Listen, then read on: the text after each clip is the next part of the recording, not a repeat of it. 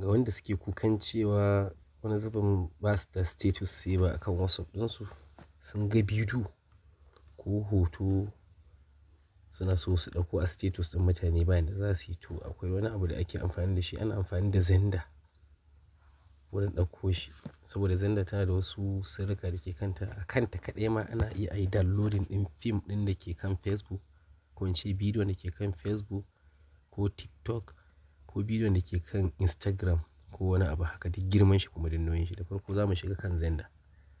Idan ka shiga kan Xender ɗinka ya buɗe,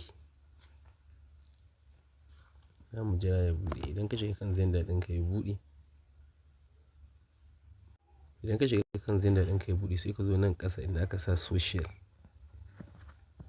Nan wajen inda aka sa social ɗin nan, nan za ka shiga. Idan ka shiga ciki zai nuno maka akwai status. Za ka iya hawa, za ka ɗauko status ɗin WhatsApp ko bidiyon da ke kan Instagram ko hoto ko Facebook ko Twitter ko TikTok. Da farko bari mu shiga na farkon nan da aka sa alamun WhatsApp. Idan ka shiga kan shi, babban abin da za ka yi, za ka zo ka shiga inda aka sa connect nan ƙasa ɗin nan. Idan ka shiga connect zai hau da kai kan WhatsApp ɗinka ne kai tsaye.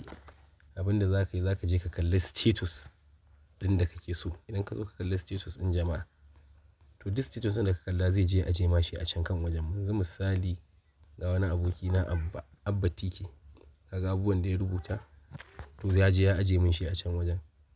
Ga kuma ga sunan dai mutane dai da dama. Ina duba wanda ya aje bidiyo ne saboda mu ɗauko bidiyo mu gani. Yau ga wannan ya sa karatun nan. Wannan ma. To idan ka komo kan Xender ka dawo baya, ka dawo baya, za ka zo ka ga abubuwan da duk ka kalla. Ga sunan abubuwan da muka je muka kalle su akan status na WhatsApp. Za ka iya shigan shi ka kalle shi. Da ka taɓa nan wajen zai ma downloading. Za ka iya dawowa baya. Wannan abin da wannan ya sa shi ma da ka taɓa zai downloading ya wuce kan wannan ɗinka kan wayarka. Sai kuma misali ace Facebook ko TikTok. Idan ka zo misali bari mu hau kan Facebook. In ka hau kan Facebook, bidiyon da ke kan Facebook shi ma za ka iya ɗauko shi. Misali bari mu samu bidiyo mai ɗan armashi armashi. Yanzu kamar wannan bidiyon za ka zo nan wajen inda aka sa share nan ƙasa. Ga wani guri inda aka ce share sai ka taɓa shi.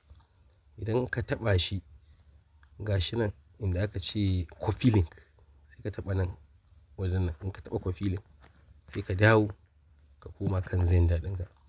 Idan ka koma kan Xender ɗinka tunda na Facebook ne muka je muka kalla sai ka zo ka taɓa nan wajen inda aka sa Facebook ɗin nan. Idan ka taɓa shi sai ka taɓa nan inda aka sa paste and download. Kana taɓa shi za ka jira da ya gama analysis zai nuna maka inda za ka yi downloading. Allah ya taimake mu bari in karanta bidiyon ko in ce in gajarta shi kada ya cika tsawo. Yana nuno maka yadda downloading za ka gan shi a kan wayarka.